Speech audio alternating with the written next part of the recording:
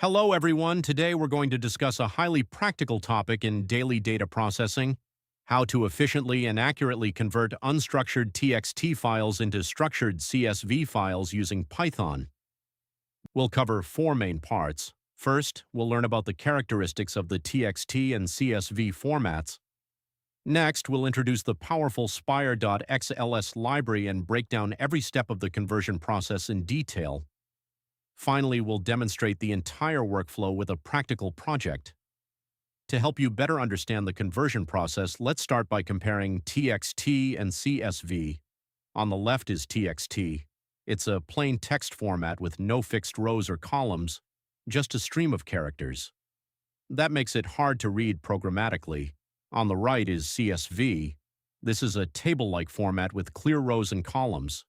It uses delimiters, like commas, to separate values, so it's well organized and can be opened directly in Excel or any spreadsheet tool.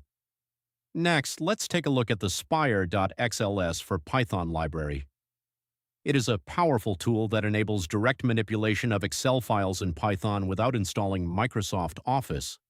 It supports nearly all Excel formats and offers comprehensive capabilities covering workbook creation, cell styling, and format conversion. Installing Spire.XLS for Python is easy. Just open your terminal and run one pip install command. After that, you're ready to code.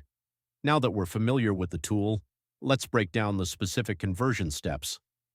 The whole process can be split into 5 stages. 1. Import the Spire.XLS library. 2. Read the content of the TXT file using Python's built-in functions. 3. Create a blank Excel workbook and worksheet with Spire.XLS.